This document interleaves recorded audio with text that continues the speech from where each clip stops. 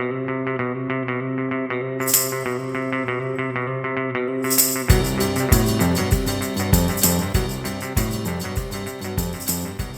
rolling.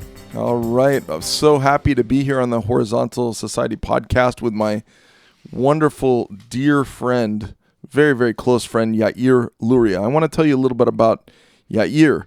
I met this guy walking to shul, walking to synagogue, and it shows you that you have to talk to people, strangers. People in our society, we don't want to talk to people who we don't know. But because we started talking little by little, and we started to get to know each other, our families became friendly. We became friendly. We ended up spending hours and hours together. Goes back to California, to Sacramento, and we got to know each other. And over time, we realized we were very, very close. Now, who is this Yair?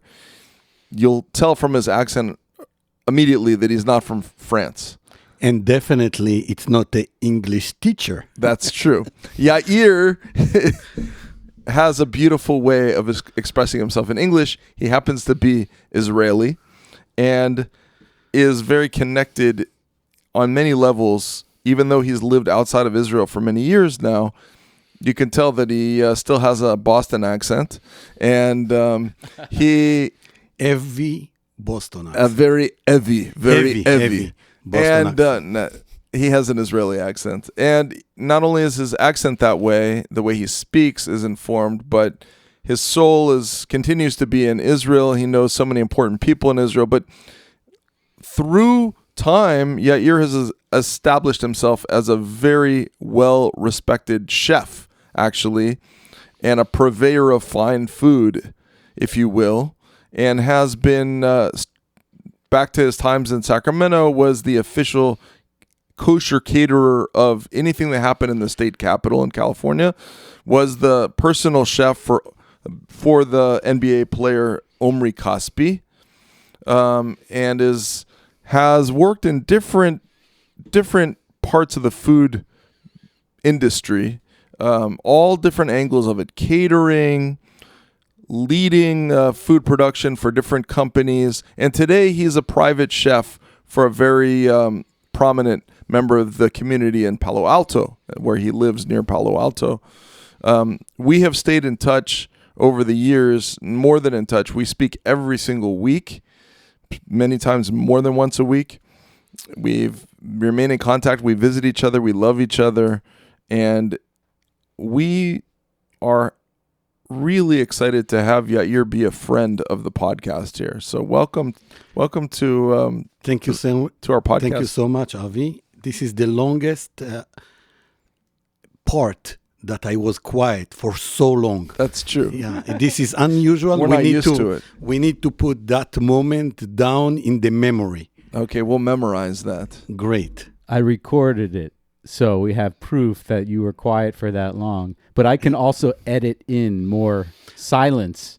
We could do that. Don't do that. We believe in truth, and we need to give it to my wife. She don't believe it. Uh-huh. She going to check the mirror at morning to make sure that she's still alive. Yeah. I got to tell you, one of the things that we're hearing about in the news today is that the enemy of your enemy can be your friend. I mean, that's what we talk about when they're saying, oh, maybe Saudi Arabia and Israel will become friends because they both have a common enemy, and that is really Iran. So the enemy of your enemy is your friend, perhaps. Well, here I want to say the friend of your friend is your friend, because Daniel has been adequately introduced to Yair on several occasions, and it's gives me such nachat, a lot of joy and gratitude to know that Daniel and Yair are also friends. So we're all friends. One thing, I don't see what enemy in this room. I don't know about enemy. Daniel is not enemy. That's right. Exactly. He's the friend. Maybe Avi. And the friend of a friend is a friend. Also. It's a friend of a friend. Friend of a friend is a friend. That's a new algebraic formula, folks. You should check that out. Now, I tell about me a little bit after Avi introduced me. I came to U.S. in the year of 2000, project coordinator. I worked for industry in Israel. Um, and I found myself in 2000 when the dot-com crashed down. I need a job. And I decided to go to culinary school. And after that, I opened a kosher business, kosher catering. And in 2003, I came to be a chef for a Jewish resident home. Feed almost 100 people a day. A funny time, hard time also to deal with elderly, but it's a challenge. It's something that God said, you want to be a cook, you want to change your subject in life, I give you a challenge. And it was a challenge for 15 years. Together, parallel to that, I had my own catering business. I did all the bar mitzvah and bat mitzvah. And I give a joke here. They said, I was only kosher catering in town. And people said, oh, great, you have a lot of business. But a guy came to the rabbi, said, in his village, said, oh, Rabbi, what I can do in my life? Rabbi asked him, what do you want to be in your life? What do you know to do? He said, I'm a good tailor and also very good shoemaker. He said, okay. The rabbi said, how many shoemaker we have here? He said, Moshe said, 6. He said, how many tailors we have? He said, 1. He said, okay, you get your answer. He said, what is my answer? He said, go to be a shoemaker. If 6 people have a parnuse, it means this is a good job. If 1 person have a parnuse, don't go there. Anyway, I was the kosher caterer in Sacramento, and it was a good time. So you should have been a shoemaker. Is that what you're saying? Yeah, yes, I like boots, but I'm not walk with them. Yeah. Boots v'argaman. Boots v'argaman. So while it's true that we're friends, Avi introduced us and we've become good friends and like familiar. Like when I see you, like we see each other every day. Yeah. This is how we feel. No, that's right. It's like, okay, yeah, there's my boy. There's my man. So thank you. That while it feels like that, I don't know all that much about your history as much as Avi knows. So I might ask you some more like biographical questions going back. And I'm trying to put together the math. So you arrived in the United States around the year of 2000. I was 30 years old. Now, if you do math, I'm getting old. He's 87 now. 87. That's according to my calculations. I tell you what, one thing I know, I'm going to be 55 first time. Because my wife, by the way, she's 38, and it's not first time for her. It looks like the first time, though. This is for sure I can give her. Okay, that I did the real math. You guys can't trick me. You are 54. You will be 55 for the first time soon. Yeah, thank you. And more, Bezrat Hashem.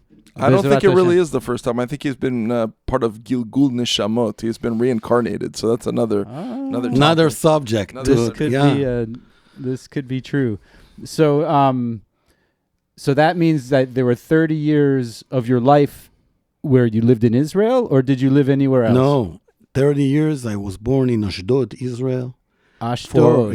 For a religious family, not very modern Orthodox. My parents served in the army. I served 6 years in the army, in the Air Force, in the intelligence unit.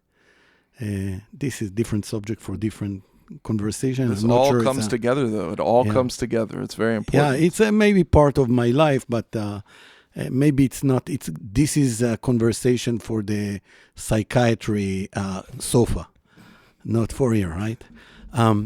In 2000 we came here. My wife came to do a postdoc at UC Davis. She have a PhD in molecular biology, and we came with 2 boys, and it was a challenge for people. They came to do a relocation, and with no support, no family can do babysitter, parents, and we jumped to the water and swim. And for me, it was very difficult because I know 2 words in English, yes and no. And people tell me, say all the time, yes. You never know what's happening if you say no. and I learn English from TV. As you can tell. Like you can tell, I even finished a university with no English. Don't ask me how. Miracle happened. Thanks, Gadi. But that was in, but that, Gandhi, but that was My in- brother-in-law. Yeah, his name is Gandhi, by the way. So thanks, Gandhi. People call him in Israel God, but God in United States to This call one. someone, it's not sound very good. Actually, it sounds too good. But you finished university in Israel. I think it would be difficult in the United States for you have to jump in and go to 100%. You need confidence. You need to be stupid enough to get that kind of confidence and jump to the water and do whatever I did, because I really think, if I look back with all the art life, it's not really hard life. It's difficult. It's not hard. People have hard life. I don't have hard life. Difficultly, day by day, to build catering on your own. I allow my wife help me a lot to do that. We do it together. And when I look back, if you ask me how I did it, I say, no idea. I did it. Well, you And had if a I do it PhD again- molecular biologist. This helping is you. That's- this is true. That's helpful. And she's a Moroccan Jew. Her parents from Morocco, and they don't believe in the word I cannot do. I do. And there's another thing about Yair that our listeners should know about, and this is something that he doesn't talk about very often, but his last name is Luria, and he happens to be a descendant of King David. Literally a descendant of King David. So are you going to reveal yourself? From the Arizal. From the Arizal, from the how do you say the Arizal in English? I'm drawing that. Arizal, Rabbi Yitzchak Luria Thank you. Ashkenazi. Isaac Luria. Isaac Luria, the first Kabbalah guy from Tzfat, Israel. So you're a direct descendant from him, and both of you are direct descendants from King David. Are you going to reveal yourself as the Messiah or no? You could do it on the horizontal podcast. I have a one issue. I don't find the right donkey to go to Jerusalem. If only. And it's only the donkey. You need a donkey that can swim across the Pacific Ocean, I think. Yeah. Okay. Maybe we'll work on yeah.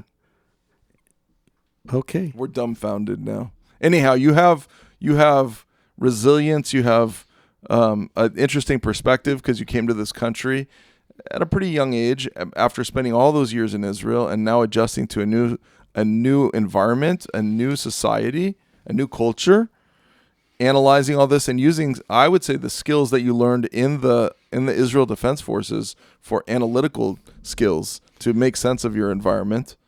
Yes? Yes.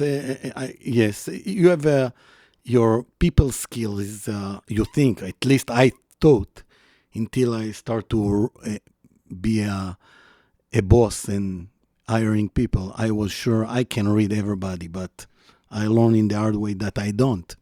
And this skill can help.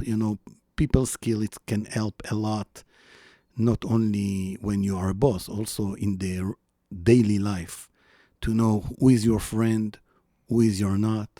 And it's not 100% successful, but I really think it's a work a in good progress. present. Yeah, it's a present for me.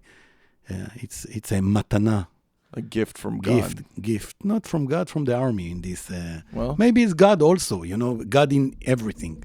God is in Right. everything. And that's another thing about you is you have a deep emunah. You have a deep Yeah, I really think I have a deep faith, emunah. Yeah, sense of faith. It's I grew up in a family that it's emunah it's the foundation of everything.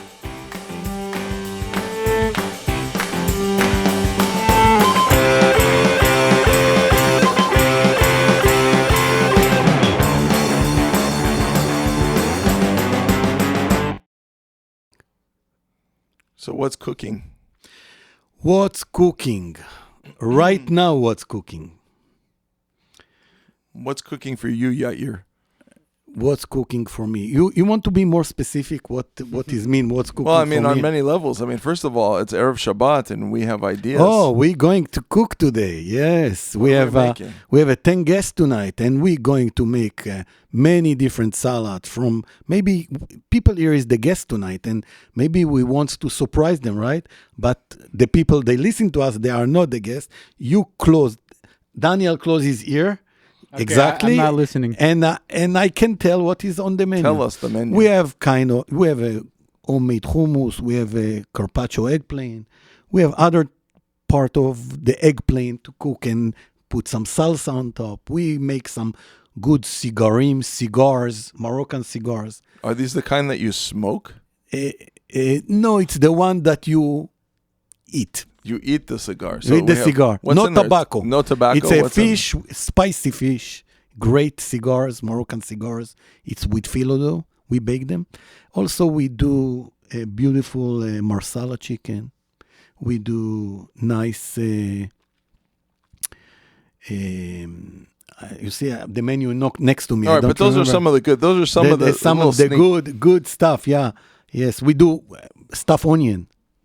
Stuffed onion. We We stuff onion with ground beef. It's amazing with pine nuts and pomegranate juice. It need to be pretty good dish. You know, if we talk too much here today, maybe we don't have time to cook. People need to bring sandwiches. That's right. We could have sandwiches. This is what cook today. And basically, what I cook daily, you can go to my Instagram. and check it Yeah, out. it's a Yair Underscore. underscore Lur, L-U-R. Yair underscore And that's L-U-R. YAIR underscore LUR. L-U-R. And you can enjoy beautiful picture of food that I make daily. Nice. We call that food porn, do we not? Yes, my the people I cook for them in the last 2.5 years, they like to call it the food porn because I take picture before dinner, and it's a beautiful thing. And actually, my job right now, I can say it's a dream job. Every chef that can bring his heart on the table wants this kind of job. This is something. Why is it such a dream job? First of all, you build your own menu. For me, special this family that they wants to be surprised daily. They don't want to know the menu. I know what they eat, what they don't eat, what they like or don't like. And I shop in the farmers market with them on Sunday. And you we pick the beautiful vegetables on the season. From that, I build the menu for all week in advance, and it's totally creative. It's not no limit. It's everything coming from my brain to my end to the table. It's a pleasure. That's beautiful. Now you're feeding important people. These are prominent people. Many of the guests that come are especially around the table. We have a lot of people coming from all over the world. We have ministers from Israel and parliament people from Israel. We have lawyers, big lawyers from Europe, and we have one of the famous guests was Eliakim Rubinstein. He was the Supreme Court judge in Israel, and he's good friend with the family, and it was amazing dinner with him. So what's it like? What's it like to be a fly on the wall? I know there's no flies because you keep all the flies out and it's very pristine. But what's it like to be just somebody listening to the conversations? And do you get involved in the conversations? If I feel comfortable to get involved, I get involved. If they invite me for the conversation, I definitely do. I try to not talk politics. It's not, you never know who is in the other side of the table. And it's a dinner. Food bring people together. And politics actually is the opposite. And I prefer the side of the food. It tastes good, smell good, and you go home with full stomach. But it's a good full stomach. With politics, it smell bad. Tastes bad. Taste, I don't know. and you go home with a headache and bad stomach. It's a good point. It's a very good point. But they have something connect to both, by the way. Politics and food. You know, food like politics, you need moderation. You need not a lot. You need to eat the right amount. If you take too much of this, you get stomachache. Politics is the same. Actually, religious is also the same. So moderation. Yeah, You're moderation. advocating for moderation. Yeah, moderation. Controlled diet. Controlled diet. Politics, controlled diet. It's hard because when we look at, not only do Americans eat too much and the wrong things, of course, but also we're looking at the news too much and the wrong news.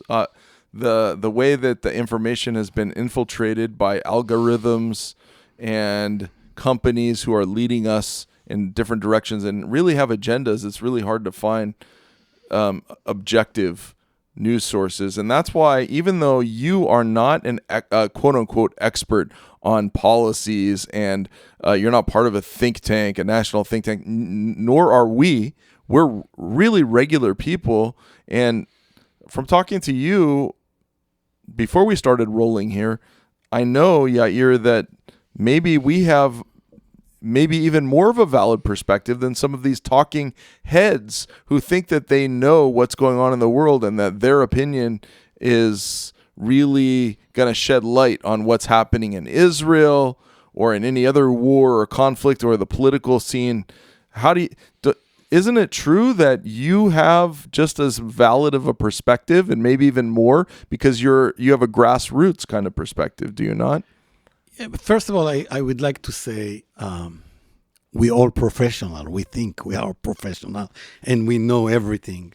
And but with this, before I want to say, I think most of the news today in this time, you cannot find really professional news people that bring you the true, the pure true, because every person in the world coming with agenda, and to take out your agenda out of the subject, it's very difficult for people. We are human beings. That's a good point. Then why don't you share with us what's your agenda? Let's just put it on the table. You know what? It's you go directly to the meat. You know, we cut through the appetizers, the soup. No soup, no appetizer. You go directly to the prime rib and prime rib. That sounds prime good. rib. You know, yeah. First of all,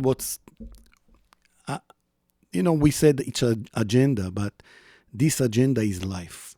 And when people pay price by life, especially my family, my friends in Israel, it's very, very difficult to see what's going on in university in US right now. And people have no idea what is the conflict. For example, people maybe hear that many times, but they said from the river to the sea. They don't know what river, what sea. The moment they say from the river to the sea, it means Israel is not there anymore. Where the Jewish go? To the ocean? Where the Jewish people go? Where the Jewish people go? To the ocean? If they think about this, they're not so, that liberal is not so liberal, a care about people. They want to make balagan. That's it. They want to make a big commotion. Exactly. And, actually, we jump to this kind of subject that I think it's very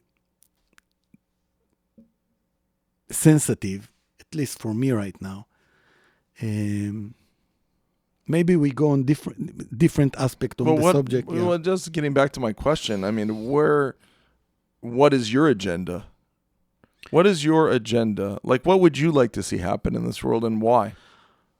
First of all, right now, after what's happened to Israel in October 7, it's the raping, the killing, the slaughtering, the evil that monster did to people. A lot of them want peace with them and take them to hospitals and care about them, and this is what they pay them. You're saying the victims victim. were the left-leaning people in Israel who and cared about and Palestinians. You understand that, and I hear that from people from that kibbutzim, from these villages, and said, the Israeli villages said, we don't see how it's be a peace in our generation, not even in our kids' generation and our grandchildren generation, because to create a peace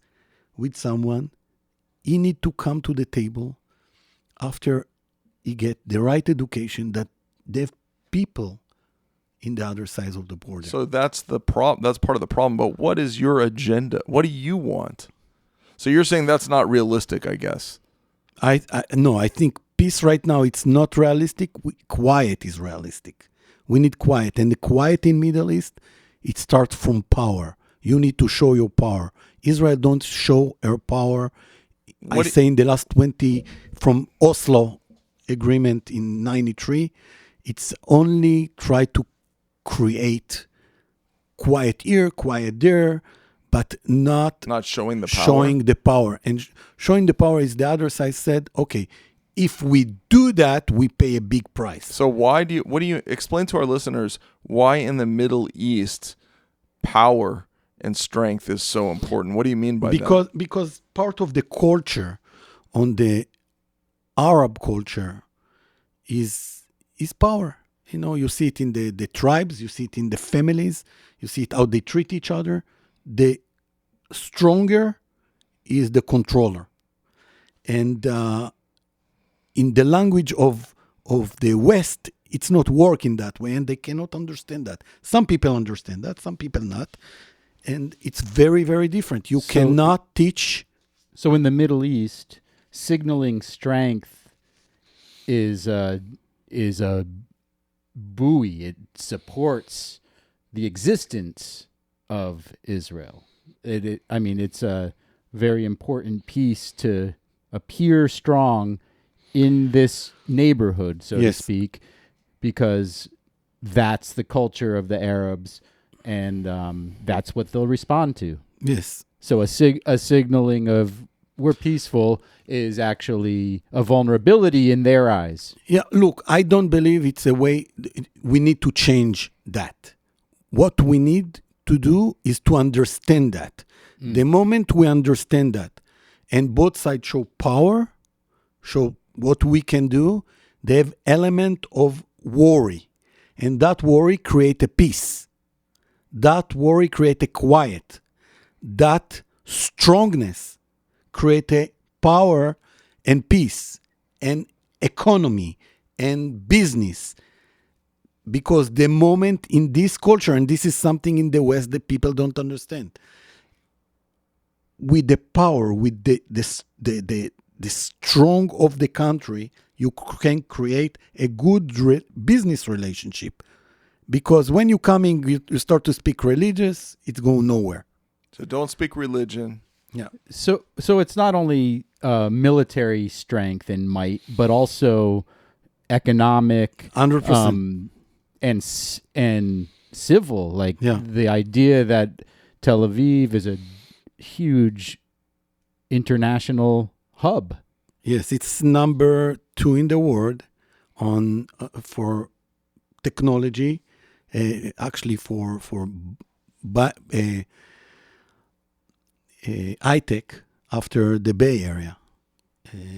Israel is the second place, which is amazing in and of itself. In the pressure cooker that Israel has found itself since before the beginning of the founding, the re-establishment of the nation state of Israel in the Middle East, that there has been so much strife and so many attacks against it by all of the neighbors and even from afar, from so many countries. Yet, what you're saying, Tel Aviv has managed to be that high in the world of high tech, the second most important hub of high tech in the world, only after the United States. That's a miracle.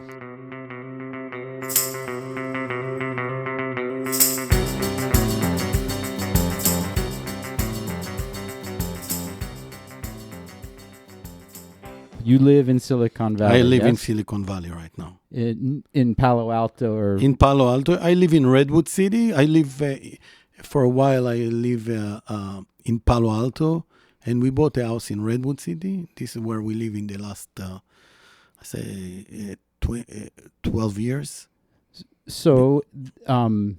This being one of the hubs of American technology and Yeah. culture, for that Yes. matter, being connected Yeah. to the whole Bay Area for decades now.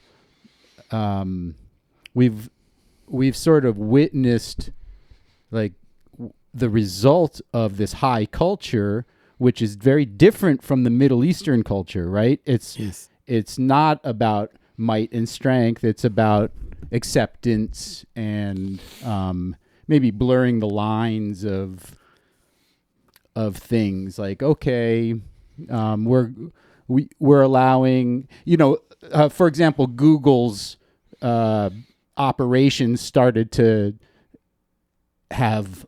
I could be wrong, but some of these tech companies had like yoga rooms, and they're it's really coddling culture as opposed Facebook, and Facebook, is that what it was? Facebook. Also, I think Google also, but Similar things, yeah. right? This culture of nurture, maybe, Oracle. which is not a bad concept in itself, but when over applied, it becomes a cultural bed for the young people to grow from that we see protesting on college campuses against the democracy in Israel.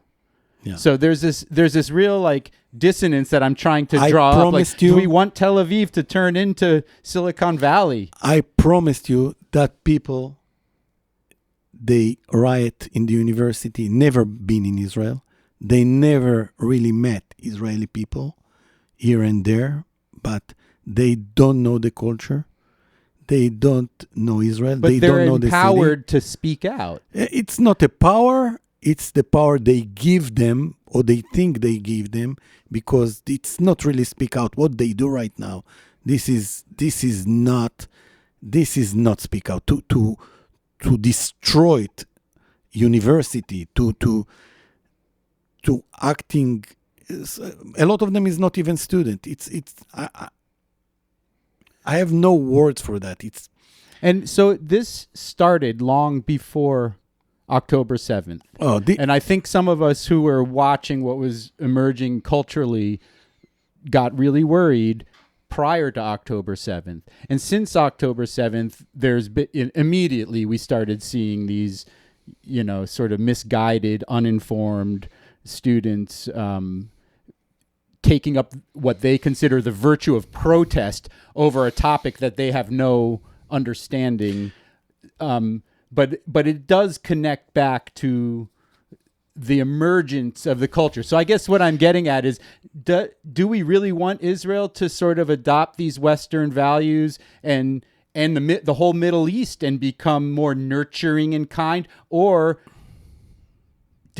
is there something awry in American culture that maybe Israel can take a different path as a liberal democracy and have success in their region?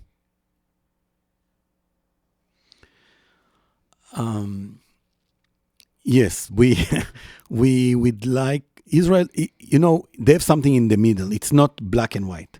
It's not like Israel need to choose to be in the West or in United States. Also, people look on the subject in different way. This what they call extremist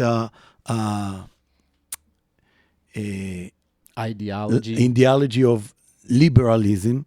It's not everybody agree with this. It's maybe the media try to push it, but it's not mean. If you count heads, how many think in that way? I don't think so. It's coming even to 40% of the population. But it's amongst the young, it's the educated it's the people close to the elite. microphone. That's it. This is the story here.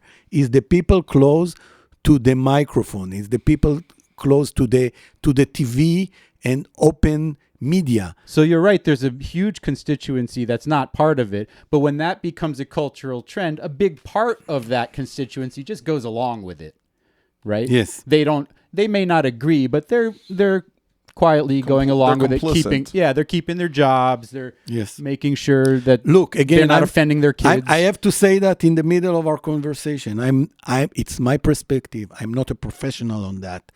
Everybody think he's a professional. It's okay.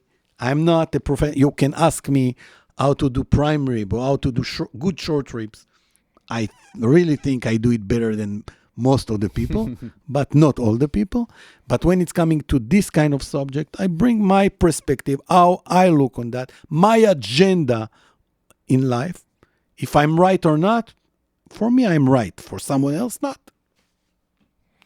I think what Daniel's getting at, and we appreciate you saying that, Yair. I think what Daniel's saying is, what direction should the United States be headed, and what direction should Israel be headed? I know we don't have the answers, but that's really the question, because taking into account what you mentioned about the neighborhood and the culture, and now we're asking ourselves, well, what is our culture? And maybe the culture that we're in is really problematic also. And maybe we're shooting ourselves in the foot by creating these people who are empowered in such a way that they're self-destructive. They don't even appreciate the freedom and the democracy that we have. People burning the flag of the United States of America. I mean, Look, I really think they have a lot of money involved here. It's not something I know for fact, but I hear news like everybody else.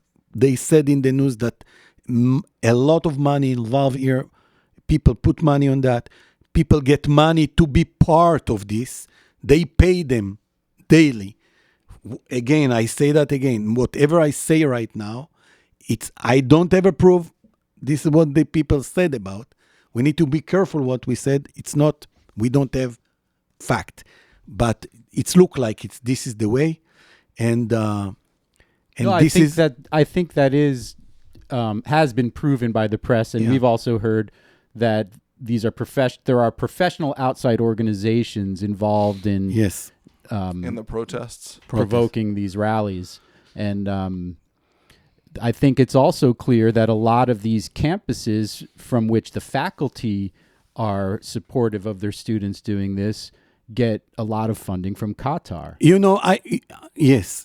We were speaking about Qatar We spoke about earlier. Qatar this morning. I really think Qatar played 2 games here to the world for a long time. And continue to. And there's people with interest don't want to stop that. And the problem is that people with power don't want to stop that because it's affect their wallet maybe. Again, maybe. Wallet, but also military interests of the United States. I don't know. Having a base in Qatar so close to this Iran. This is true. So there, it's a lot of elements here. It's not black and white. But I have to say that student that I really think if they understand that they're going to lose their visa in United States, because more than 50% of them not citizens in United States, and they are kind of a guest here. If they understand that this is on the table, you don't see what you see in the universities. You see some of the professors, and you go down to 80% of the people on the grass. I call it grass. 80% leave. I don't know. Yeah. I don't know whether it's true or not. I don't know how many. I think a lot of these people are American citizens. Sadly, but it seems like we're in America here in the United States. We are. We may get caught with our pants down, so to speak, because it seems like this country really has no clue how dangerous this world is, and we're pretty naive. I think some of that naivete is what you're talking about in how we understand what's going on in the Middle East, but we don't understand what's happening right here, and that's the proof. We see right now what's happened here. This is a symptom of something that going for a long time, for years in the universities. And this is pop up right now. And we need to wake up. Actually, not to wake up. We already lost the train, The train left the station. We need to figure out how we jump in Bring and that stop. train- bring it back. Bring it back. And it's a huge problem for if we really want liberalism here, and we really want a modern country, and country that respect each other, we cannot allow this happen. Not in United States, not in any country in Europe that I think this is really too late there. And definitely for me and for my family in Israel.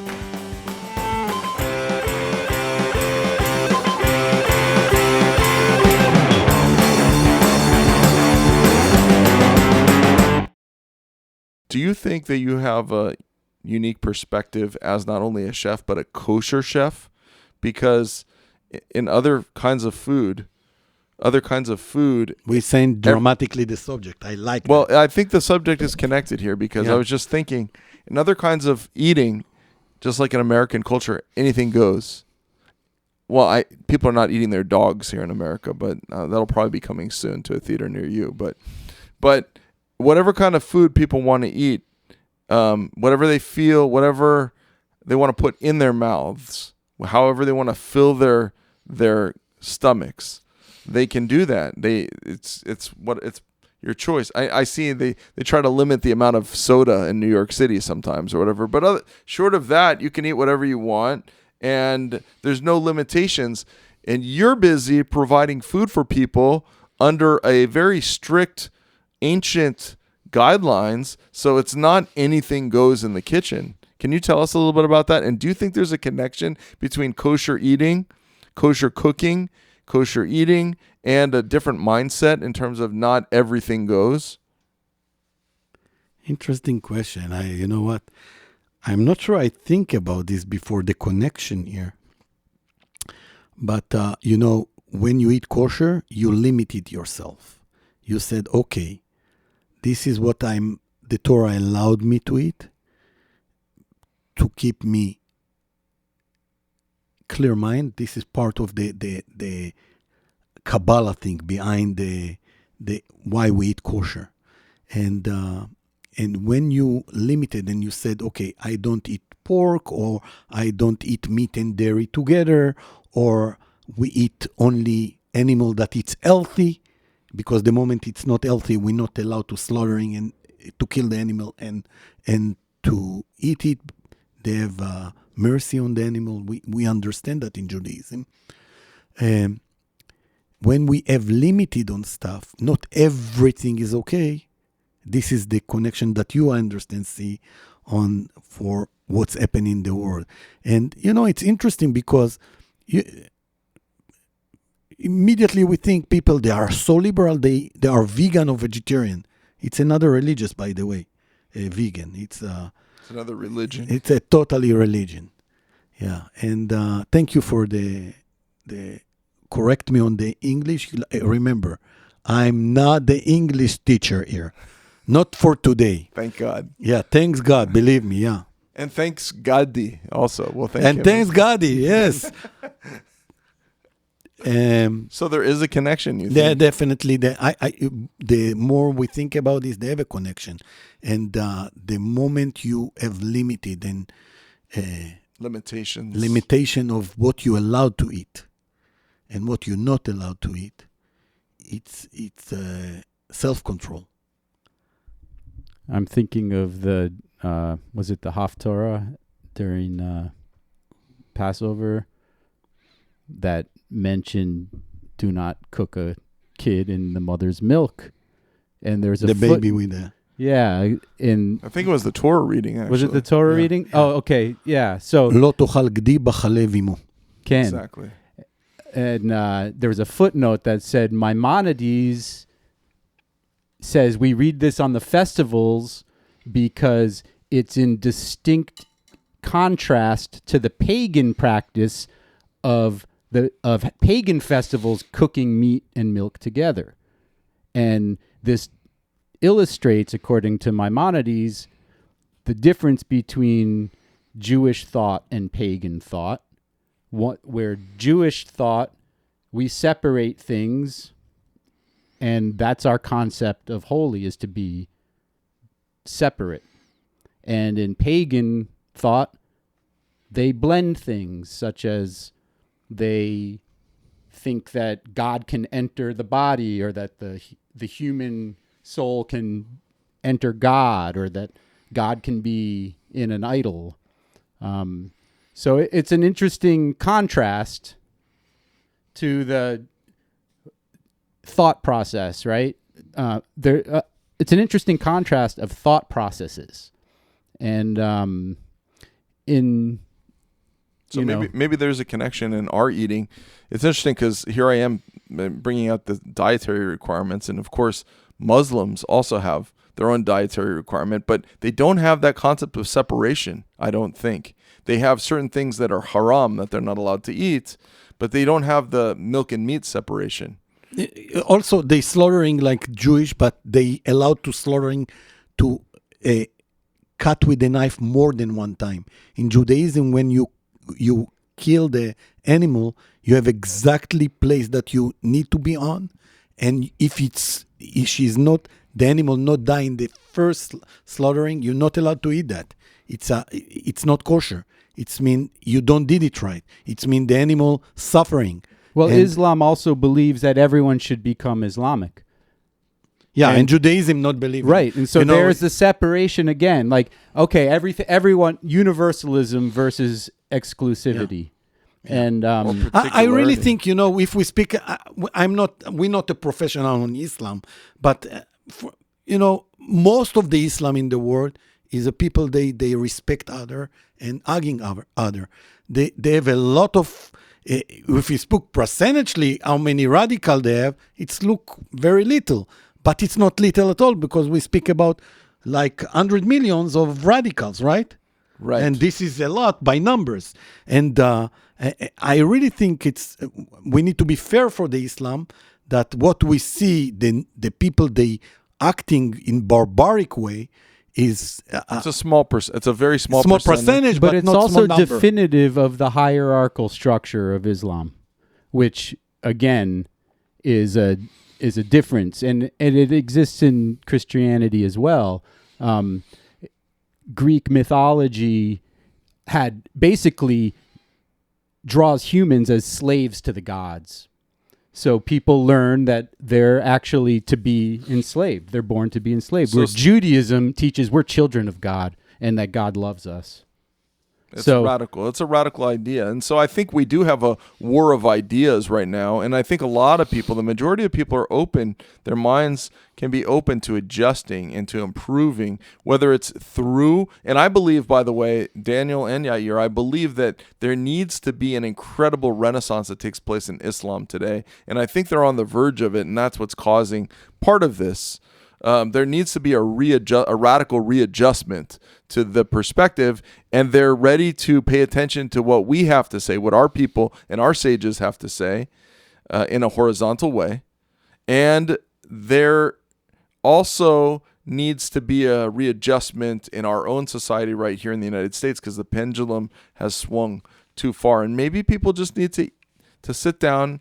One thing we don't do, by the way, Yair, and I know Daniel will agree with this, one thing that we don't see enough of in our society, and probably in many places now in the world, is people sitting around a table and putting their screens away and just talking to each other face to face. Panim al panim. Look, if we speak culturally, different culturally, first of all, we see it in Israel. They have argument between the left and right, and it's in the last year and a half or two, it's ridiculous what's going on in Israel between brothers, the same family. I really think this is what brings us to the October 7th, because when the enemy see you so weak, not like a unit, this is how this is what Amalek did. Vulnerability. ויזנב אחריך, כל הנחשלים אחריך. They come after the Yeah. weak, the children, the elderly. Yes, and this is what they see: weakness. They attacked us, and we smell it's coming. And look, I'm coming from the side they really think is we choose a government. This is the government. We change a government in the election. You want to do it in different way? It's not a democratic way. The moment you make the country look weak, all of us pay the price. All of us pay the price. And when you pay price, it's not this kind of price, dead price is not recovery. It's not recovery. We speak about hundreds of family lost people, hundreds, thousands almost. And we see, because of that, this war that's taking place.